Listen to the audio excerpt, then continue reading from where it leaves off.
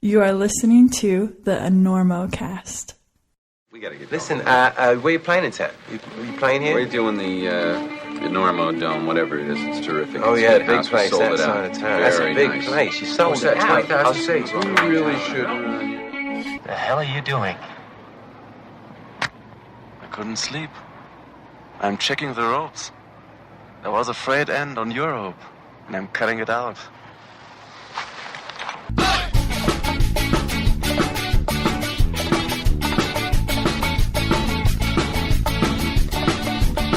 Good weather, bad weather. Now or later, anytime for climbing. Today's show is brought to you by Black Diamond Equipment, with support from Maxim Ropes. And don't forget our friends at Defiant Bean Roasters. DefiantBean.com. Enter Normo at checkout for a discount on great coffee. And now back to the show.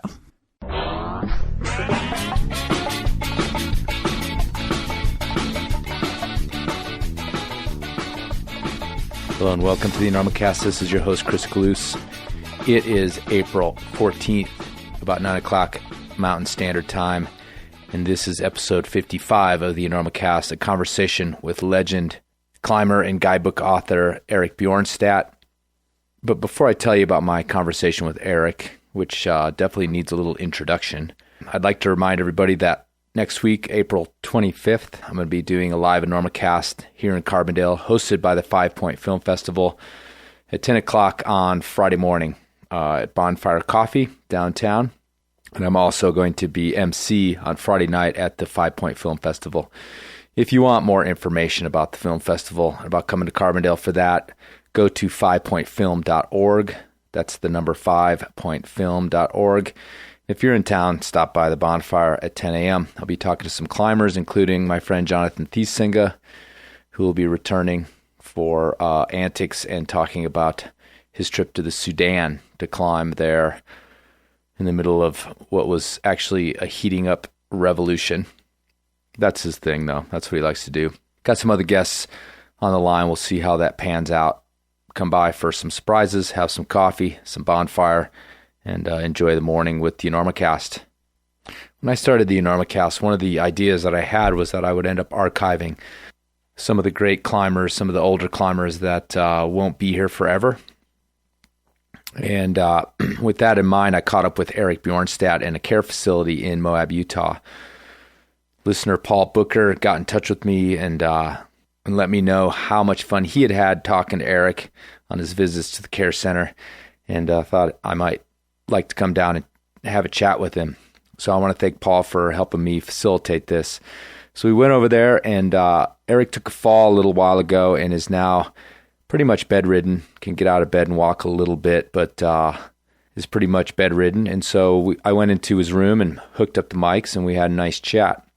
You may know Eric from the cover of your guidebooks for the southeast Utah area, Moab area. He's written the original Desert Rock, which is quite the Bible of the climbing area down there, and then the subsequent volumes about climbing towers and Wall Street and various other things down there. So as we'll come to find out, in his 60-year career, he crossed the country quite a few times.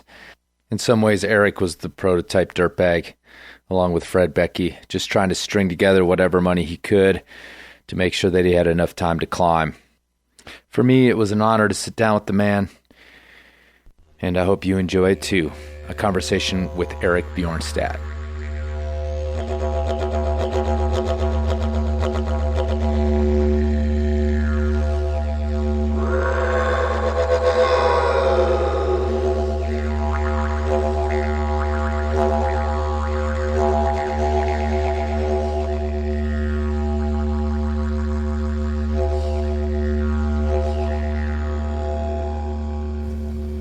Cool. Big doesn't necessarily equal difficulty, of course. No.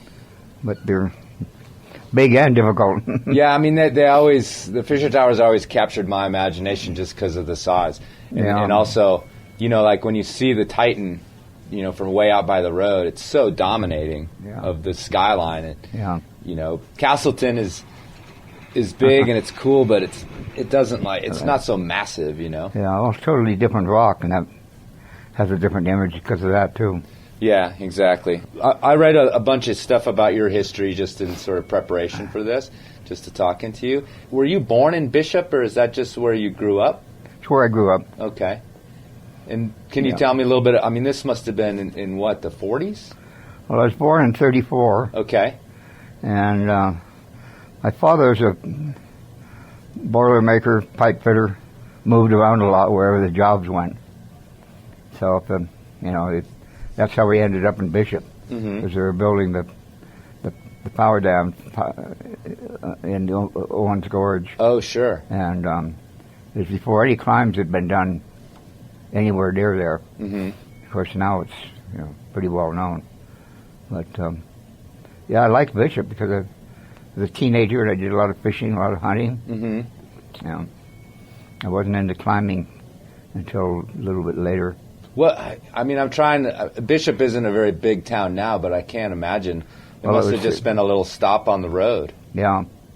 Yeah, when I lived there, it was only very small. And my father working for the L.A. Water and Power. I lived 12 miles north of the town in Round Valley. Okay. And it was a great place. I learned to drive at an early age because I had to drive my own car to high school. Yeah, I have good memories of Bishop, but I'm sure it's really changed. Well, I mean, I haven't been there in a few years, but it's a little more touristy, but really, honestly, it still feels like kind of out of the way place and in a kind of a windswept desert. So it's hard to believe people like T.M. Herbert and some of my old friends have found out Bishop. Yeah, well, it's a good climate. When I lived there are no climbers. Yeah. Yeah, there are no spelunkers, no climbers. So because I mean, it's right near town. It's primarily bouldering and sport climbing, which weren't even really things people did. You just mentioned spelunking. I read that you got into caving first. Was one of the first things you did that was sort of technical? Yeah, I lived in Berkeley. Okay. And roomed with Grover Krantz, who was a PhD student in physical anthropology. And I roomed with him for a while. His claim to fame is he married Evelyn Einstein, Albert Einstein's granddaughter. That's awesome. And anyway, they're both deceased. But anyway, I lived with Grover for a while and went on a few spelunking jaunts with him. Uh-huh. And that's where I heard about Samwell Cave. And he had attempted Samwell, and it's just this huge 90-foot drop-off. You come over to the lip, and then it expands like that, 90 feet to the bottom. And it's a pretty awesome place. And, that was the beginning of my climbing, is getting involved in caving. Going down and having to ascend back out and that sort of thing. Yeah. Sort of the technical end of that. And this was, how old were you about at this point? 19. 19 or 20? Yeah. And living in Berkeley. Yeah. So, and this would have been then adding it on in early 50s in Berkeley, kind of pre-hippie Berkeley. Yeah. Yeah, I knew Fort Ferlinghetti and Kerouac, and I used to go to Upper Grant Street and party with them, and back before they were infamous. Oh, yeah? Is that right? The early beatniks. Yeah. So, tell me how then you progressed. When did you start climbing, and what did that look like? Do you remember? Pretty much Samwell Cave, getting stuck in Samwell and getting rescued in Samwell. And the guy that I was climbing with, Gerard, he got married 2 weeks later to a girl he'd never met. What do you mean? Well, it was such a traumatic experience being caught in that cave. Oh, yeah. That it just changed his life totally. And it changed mine. I went into climbing. Uh-huh. He went the opposite direction and became domesticated. Right. So let me go back. So there was an emergency. You guys got stuck down there? Yeah, we had to be rescued. Okay. Front page of the San Francisco Chronicle. Oh, wow. So in that, I mean, you just joked about one guy said, I'm done, and you said, what, I'm climbing above ground from now on? No, he just gave up climbing, period. Yeah. Well, what about you? Well, I went the opposite way. I became more interested in people who climbed and sought out climbers. So did you then start climbing above ground in California, or was there a move? late 50s in California. And what did that look like? Do you remember where you were or what you were doing? No, it just didn't keep records in those days. Oh, yeah? Ed Cooper and Fred Beckey were my idols then. Right. So they were my early climbing genre. Climbing wasn't well known then. Spelunking a little bit more, but Really? But technical climbing wasn't. It was designated to Yosemite and Robbins and Chenard. And, right. So why did you idolize guys like Beckey and Ed Cooper in the beginning? Well, because they had free time. Oh. Everybody else had to work. What were you doing for work at the time? I ran coffee houses. Oh, okay. But Fred and Beckey and they didn't have to work. Fred Beckey's been famous for that forever. Yeah. Figuring out how not to work and only to climb. So we latched on to one another because I didn't have to work either. Oh, right on. If I wanted to go to Alaska, I just hired my best help to watch the coffee house and took off. And took off. Yeah. So the coffee house is in Berkeley? Yeah. No, I didn't have any in Berkeley. Seattle and Tacoma and just around the country. Mm-hmm. It had a lot to do in the early days where my father had his work. So it gave me enough money to not have to work. Right. Yeah. So most people, I think, associate you with climbing here in the desert. I mean, that's your name's on the books that you produce, which we'll talk about in just a second. But I was looking at your history and didn't realize that you had spent time as this mountaineer in Seattle and then also climbing in Alaska and some of the other greater ranges. So. Yeah, I drove the Alcan Highway twice before it was paved. Okay. So it was dirt. And this is 2,600 miles, I think it is, from Seattle to Anchorage. What were you guys driving? Oh, old junkers. Old junkers. Yeah. I don't remember. I went through cars like women. Oh, really? Yeah. So you spent several years living up in Seattle, also working for the mountain rescue team. Mm-hmm. And I was a member of the Seattle Mountain Rescue for 8 years. Mm-hmm. And so, in terms of learning your skills and that sort of thing, is that kind of the Cascades, the place where you sort of got your skills together? The Cascades so much as Canada. Oh, okay. They had many trips into Squamish. Oh, okay. Yeah. So that's where Fred Beckey and Ed Cooper were interested in. Mm-hmm. And so when they were looking for climbing partners, which is always during the week, right. Well, I would join them and go into Canada. Squamish Chief was one of my favorite. Yeah. How long has it been since you climbed up at Squamish? Oh, a while. Yeah? Multiple decades, maybe? Yeah. The good old days. Yeah. So can we get a little philosophical for a second? When you were learning to climb... go ahead. I can say the alphabet backwards, ZYXWVUT. Is that what you mean? Philosophical? What I mean is what do you think brought you to climbing? What was it? Well, it was the spelunking. It was Grover Krantz and getting stuck in the cave and being interested in learning more about climbing from that. I guess what I mean is more, what do you think drew you to it? What was it about climbing that? No, it was just esoteric. In those days, you didn't meet climbers. The only climbers known was Robbins and Chenard. Right. But other than that, climbing was a pretty esoteric endeavor in those days. And that's what you thought it was different, and that's one of the draws of it? Well, you don't think of it in terms of being different. That's certainly one of the draws. But, and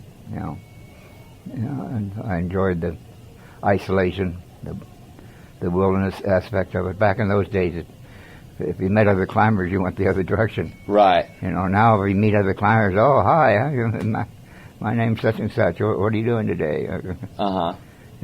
It's totally different. It's a big social scene now. Certainly. Back in those days, it wasn't. Back in those days, you climbed to get away from people. Mm-hmm. And it didn't take long into the 60s where you climbed to be with people. Right. Especially along Castleton Tower, but especially along Potash Road. Right. Well, and Yosemite, too. I mean, that became quite a famous sort of social scene. Yeah, that became the mecca of it. Mm-hmm. Did you spend much time in Yosemite back in those days? I didn't. No? There were too many people there. Too many people, right. Yeah, well, they weren't always climbers, but there were too many people, period. I mean, that's kind of funny because, I can only imagine that, what I would consider crowded was nothing compared to what you guys were looking at. I mean, if you go to Yosemite now, you can't even find a place to camp. Right. But to think you guys thought there was too many people there in the 1960s is pretty wild. Yeah. So how did you end up coming down here to Moab? Again, I think because of the books you wrote, most people think about you as this desert climber. Yeah, I came here with Beckey, interested in desert towers. Right. Yeah. What were some of the early things you guys did down here? Well, mostly in Monument Valley, but I always wanted to do Valley of the Gods. And Fred would drive past them on the way to Monument Valley. Mm-hmm. And Fred was never interested in Valley of the Gods. He thought there wasn't anything worth doing over there. Mm-hmm. So I did the first climb ever done in the Valley of the Gods. And subsequently it became a popular place. Right. But, that represents the isolation. Mm-hmm. Not being where the crowds were. Right. I can imagine. Valley of the Gods has some reputation, but I bet you there's not very many people climbing there even still. Yeah, it's still pretty isolated, pretty esoteric. A little bit out of the way compared to say climbing up here. The roads improved. You don't have to have 4-wheel drive anymore to get there, and it's totally different. Everything's bolted. Everything's protected. Right. So it's changed a lot, and it's become a lot easy for climbers to access. Right. Compared with back in the 60s. Mm-hmm. Mm-hmm. And so when you started climbing here in Moab, were you still living out of Seattle, or when were you? Yeah, I was in Seattle. Okay, so you're coming down here to do trips with Fred and the other folks. Yeah, we went to the Wind Rivers, and Fred and I would just take off, and the desert became one of our favorites because there's nobody here. Right. I mean, really nobody around out in those days. Yeah. And so you were climbing down in Monument Valley, down on the Navajo lands and that sort of thing? And again, there were no restrictions in those days. Because there was nobody had thought of restricting it. Yeah, it wasn't until 1970, I think, when they had an accident which brought a lot of attention. I think it was Shiprock that they... Yeah, I want to say that's what happened as well. Monument Valley. Right. And then they started... But before that, there were no restrictions. Yeah, the Navajo didn't want attention. They didn't know how to climb, and that was embarrassing to them. Right. Yep. Maybe they felt, too, like it was just another example of outside people coming in and using their resources for whatever. Yeah. So, I mean, I can understand that they would finally be... Poverty-stricken to begin with. They didn't want to... Again, I'm just trying to kind of connect all these different parts of what is an amazingly long and sort of active life. So I see you coming down from Seattle. You're still running coffee houses. And then, one of the big things I've always been curious about, and I think a lot of people associate, is that you were involved in the filming of the Eiger Sanction and a bunch of the climbing scenes down here as well as on the totem pole. Was that about the mid-'70s? Yeah. Must have been. I think they made that film in like 74, 75, if I recall. Yeah. So how did you get involved? I think you made a couple films or were working with some I worked on a lot of films, but they just were not known. Oh, right. Some of them just went by the wayside. But it's mostly that I knew the area and they needed a guide. Uh-huh. And if you climbed and were a guide, that doubled their interest. Right. So and my money was coming in through the coffee house, which is pretty lean. Mm-hmm. And that was because I was absent all the time. Sure. Paying someone else to do the work. Yeah. Sure. I was well known for hiring a waitress that had worked for me for 2 weeks. Right. And if I wanted to go to Canada, I just turned it all over to her and said good luck, and I'll see you in a couple of weeks. Got ripped off a lot, and didn't get ripped off a lot, but at the same time, but it gave me a free time that I wouldn't otherwise have had working at a regular job. Right, yeah. Sort of the price of doing business in the mountains, I guess. Yeah. Getting ripped off every once in a while by somebody. Well, the reason I want to bring up the Eiger Sanction is because at the beginning of this show that I put out, I have a little intro section that kind of pulls a quote from it. So it's been sort of a part of this show since I started it a couple years ago. One of the things that's interesting is you guys did an ascent of the totem pole within doing that movie. Mm-hmm. Had you climbed it before at that point? No, we made the fifth ascent. The fifth ascent?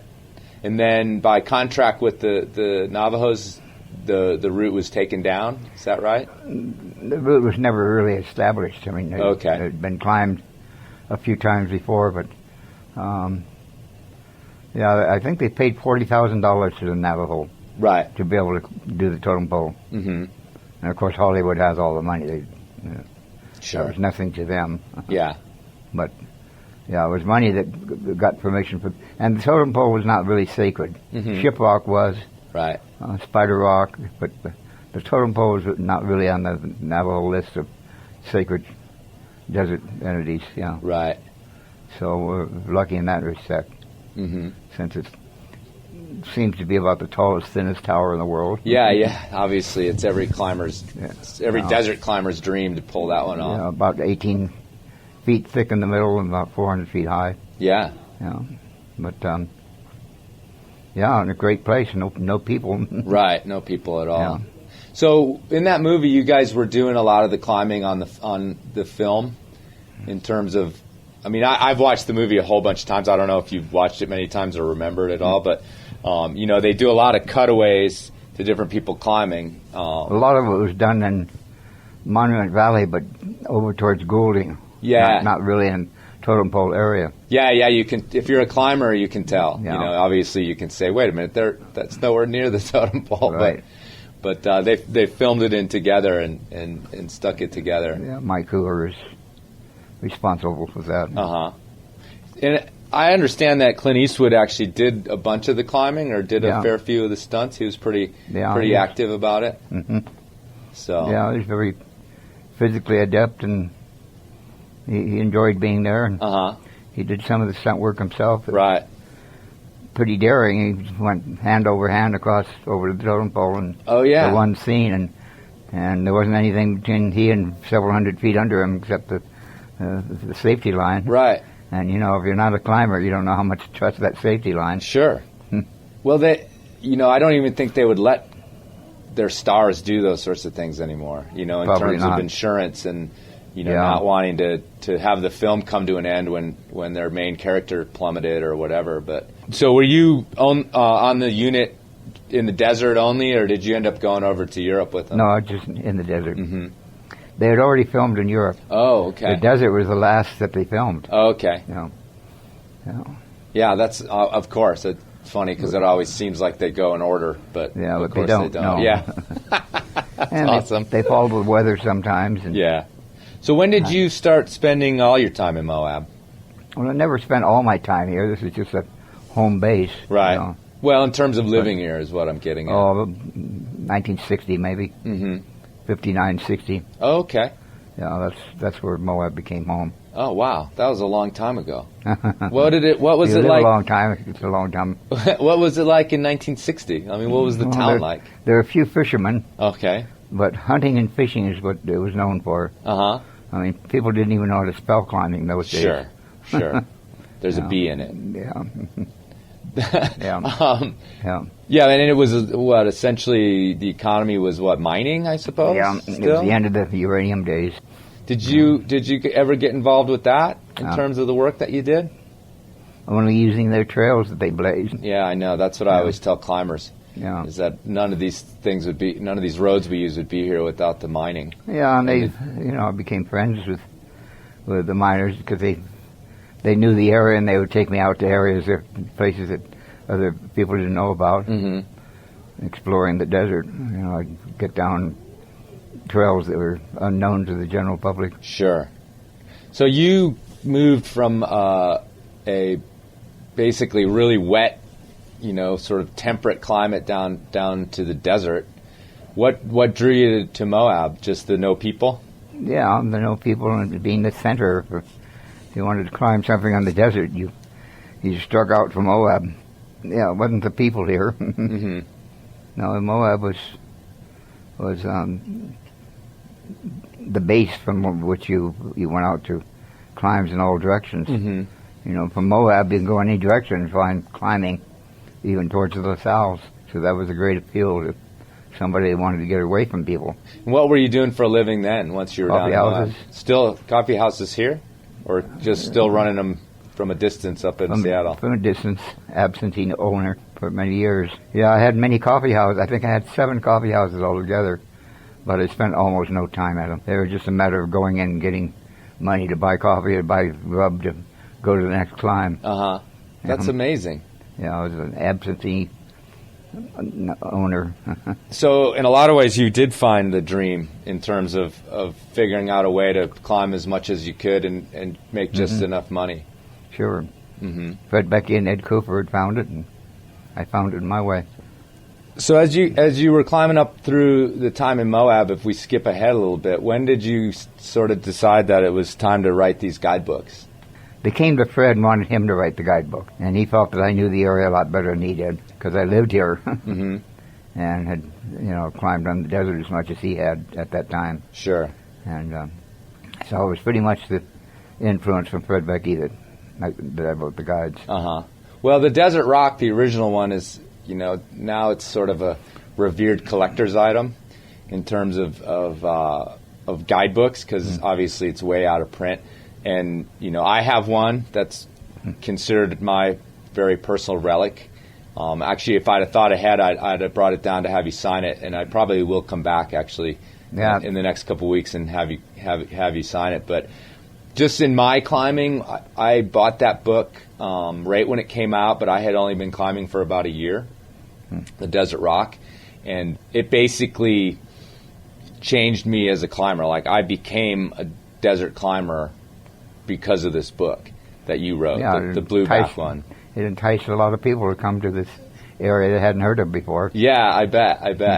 I actually want to come back to that, but the interesting thing is that I started climbing right when sport climbing was kind of being invented in the U.S., and I always look back, and it's interesting that while a whole bunch of people I started climbing with went that direction, at least for the first 10 years of my climbing life, I went the other way. They continue to divide. Yeah, exactly. So it becomes an esoteric thing to do, and people go off on all kinds of different tangents of climbing. Sure. Everything from just prusicking to actually doing rope climbs. A lot of people are not interested in anything other than just getting up a rope. They don't care if they reach a summit or not. If I didn't reach the summit, I never considered it a climb, and now you talk to the majority of people don't consider it a climb if they have gone up one pitch. That's a climb. It's much more of a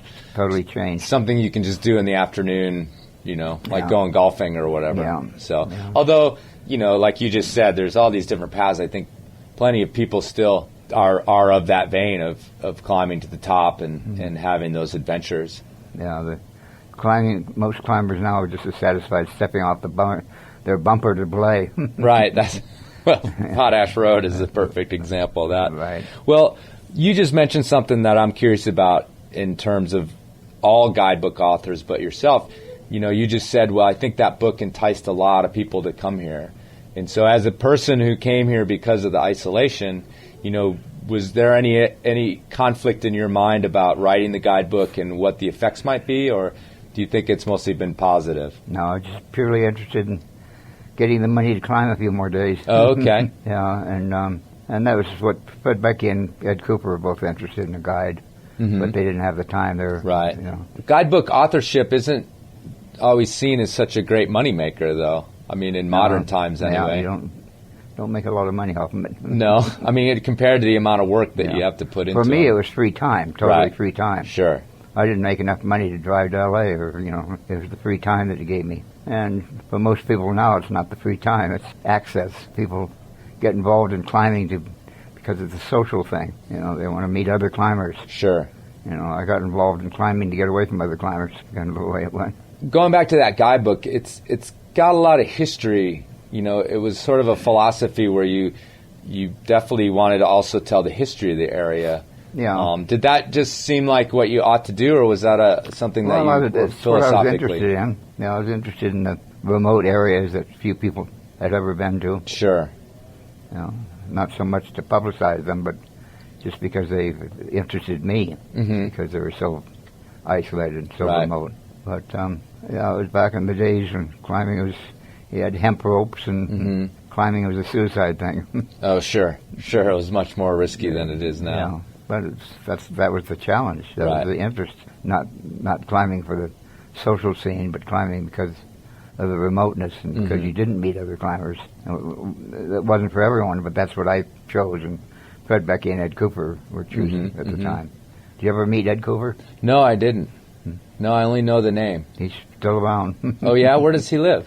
Northern California. Uh-huh. He's pretty friendly. You ought to give him a call. I should, actually, yeah. I mean, I know the name, and that's about it, really. Yeah, well, at the time, Ed was a pretty private person. At the time, he had actually done more climbs in the desert than Fred Beckey. But Ed was a very private person. He wasn't interested in socializing with people, and so consequently his name didn't become well known. Right. Like some of the names. Well, I think too. I mean, has he continued to climb his whole life? Say it again? Has he continued to climb during his whole life? No, he got involved in photography. Made his living from photography for many years. I mean, I think in a lot of ways, like especially Fred's name, especially Becky's name, and yours as well, is because we continued to. I mean, you guys continued to climb and produce guidebooks, and maybe despite all the things that Ed Cooper did, you know, since he sort of stopped or moved away from it, he's been lost in history a little bit. But I've definitely heard his name and seen his name on a sense, and been curious about who he was or is. On the desert, he's done far more climbs than Fred Beckey or anybody else I can think of. Really? Yeah. All right. Yeah. I definitely need to give him a call. Yeah. The only other person would be Don Clonch. Don Clonch? Yeah, you ever heard that name? No. Don Clonch he lives in California. He's friends with Ed Cooper, and Clonch was pretty nomadic, but had done some really hard pre-climbing. Clonch is pretty much the person that introduced me to Fred Beckey. Oh, okay. Clonch. Don Gordon was his name, or they couldn't spell Clonch, and so he changed his name. Oh, gotcha. Legally, he changed his name legally. Yeah, he wanted his name to be pronounceable and spellable, and so it'd be. Yeah. So Clonch, I mean... Clonch was his original name. I can't even imagine how to spell that. Yeah. I mean, K-L-A-U something? C-L-A-U-N-C-H. Okay. So he changed it to Gordon just to stop causing problems? Right. Right. What a polite guy. And he was a very private person. Right. Who else could you talk about in terms of the folks that you climb with? Primarily those guys, or, you know... Yeah, Clonch was the first person that I really hooked up with. Castle Rock. We did a lot of. That's where we went for a practice. Then the Scorner's Chief became better and better known, but it was pretty esoteric back in the 50s and 60s. Sure. Yeah, just a handful of people, really. Right. Did you ever end up climbing with the Yosemite guys when they would come here, Mark Powell or any of those folks? No, he was a generation earlier. Oh, he was earlier than that. Okay. Yeah. And Dolt and some of those guys came down here and bagged a few impressive ascents back in the day. Yeah, I met quite a few of those climbers, but I didn't do any climbing with them. You know. And partly because I wasn't interested in climbing with other people. You know, my climbing partners are Fred Beckey and Ed Cooper. Sure. And you know, Clonch came through town. I did a couple climbs with him, but it wasn't. I didn't seek him out. Sure. Because he wasn't that well known. He wasn't a billionaire in those days. Right. Did he become one? Say it again. Did he become a millionaire? Oh, he's a billionaire now. Really? Clonch? Yeah. Not Clonch. Clonch. I'm not sure what he's doing. He's probably still jumping fences and reading meters. Yeah. I don't know. I'm thinking of Were you thinking of Chenard? Yeah, a handful of climbers back in those days that became very wealthy. Yeah. No, it was interesting that a lot of those guys, went from those Yosemite's days went on to do something like that. You know, yeah. It's pretty wild. It started dividing. It started becoming climbers that went to Wall Street because they wanted to be seen, and then it became the Chenards and people that just wanted the adventure, so they went to South America. Sure. And they, earned the money to be able to travel. Right. Yeah, and then obviously started dividing up. Yeah, obviously guys like Chenard then made some other pretty good decisions in terms of business ideas and whatnot as well. I mean, he sort of managed to do both, like go and have the adventure and come out the other all side. All evolved out of this piton business. Yeah, exactly. The one out of his car, if I recall correctly. Mm-hmm. So let me ask you a few more questions and then we'll be done. This might be difficult, and I think it's difficult because when I was looking at a list of some of the climbs that you've done over the years, there was so many of them. And maybe Fred Beckey has this problem too of just having so many climbs. But are there anything, any of these adventures that really stand out in your mind as ones that maybe were super important to you at the time over the years? It's the ones that made the most money. The ones that made the most money to keep climbing? No, like the Moose's Tooth. Okay. Things that became popular in the media. Oh, sure, and that raised your profile. Yeah, that brought in the Covers and. Okay. Well, tell me a little bit about the Moose's Tooth then. I don't know what to say. It's probably somebody's backyard climb now. Yeah. Well, what? I mean, let's put it in perspective. What year did that happen? I couldn't tell you. Okay. I don't think Fred was on the Moose's Tooth. Okay. Was he? I don't remember. I don't remember. All right, we'll skip that Too many years ago. Too many years ago. Yeah. Right. I've got it in my books. But okay. Yeah, I've got it all written down. I haven't lost it. Right. But I couldn't tell you. All right. Well, let me finish with this question then, and then we'll wrap it up. So, when I came in here today, you asked me to sign your book, which has climbers that you've met for. It looks to me, I think it looks like it started in the '60s. At least some of the pages in there.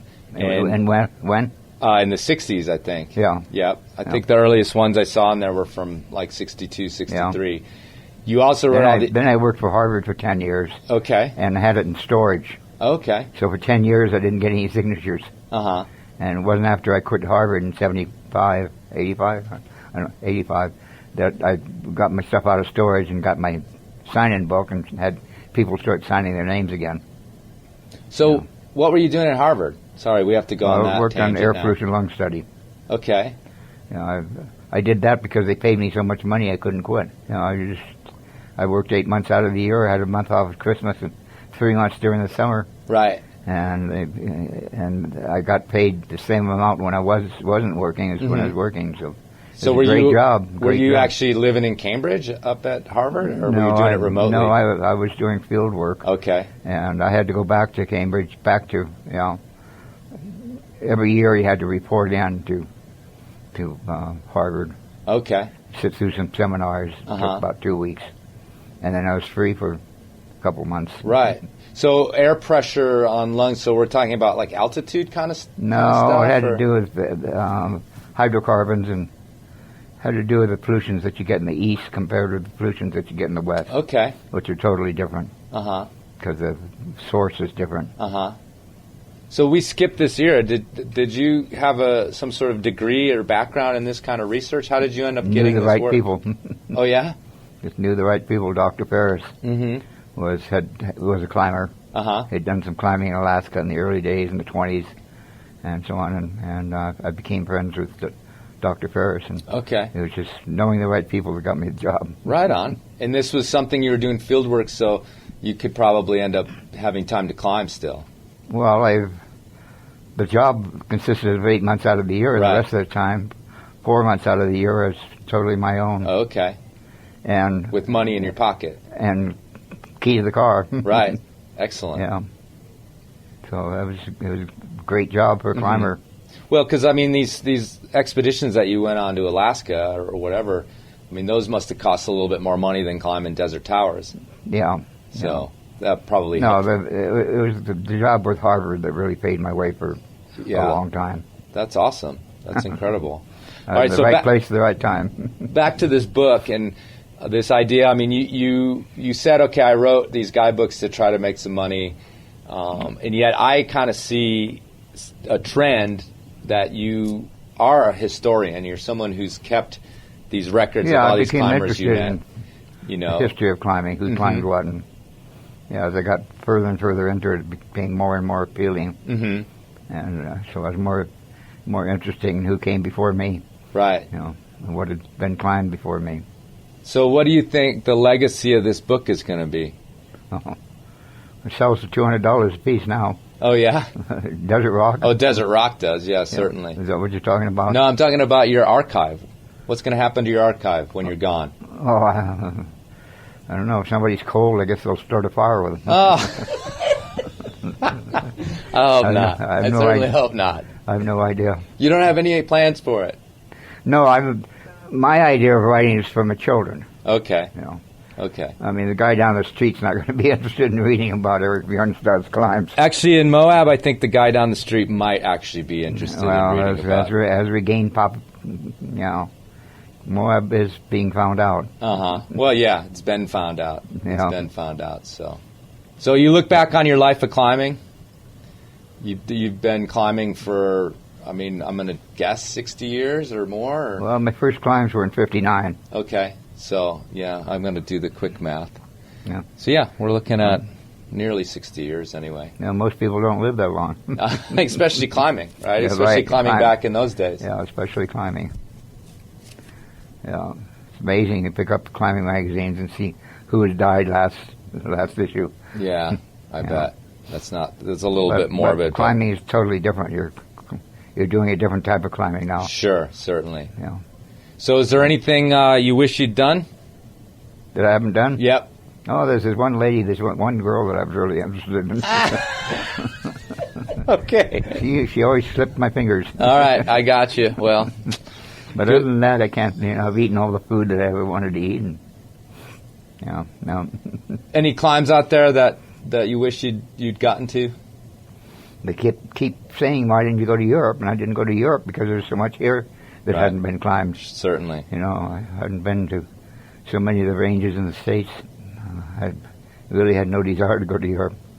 Right. Because there's so much that hadn't been done here. Yeah, no, I'm satisfied. Yeah. Awesome. Yeah, just can't believe I'm still alive. Well, and a lot of other people can't too. Right, exactly. So, all right. Well, thanks a lot, Eric. I think I'll wrap up this part of the interview. And I really appreciate your time. I realize that it's effort on your part. So I won't be going any place. So stop by anytime. Oh, I'd love to. See you again.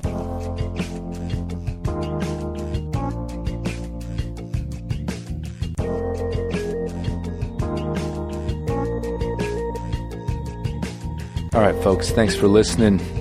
And I want to make a suggestion. If you are one of these desert rats, one of these tower collectors, these people that climb down there in Moab in that area quite a bit, consider stopping by the Canyonlands Care Facility. It's attached to the Moab Regional Hospital, just a few blocks from downtown Moab. Stop by. I think Eric would be delighted to have a quick chat with anybody that came in. You could sign his book. He's got this massive book of climbers that we talked about in the interview, dating all the way back to the 60s. I think it'd be a real nice thing if you guys are interested in the history of Moab climbing and have used his books for years. Just drop by and say hi. All right, folks, if you want to help out this podcast, head over to enormocast.com. Check out what's going on over there. Click on the Help Out tab. There's a bunch of things you can do to help me continue this project. It's easy enough to do. And if you are down climbing in Moab or anywhere else, don't forget to check your knots. You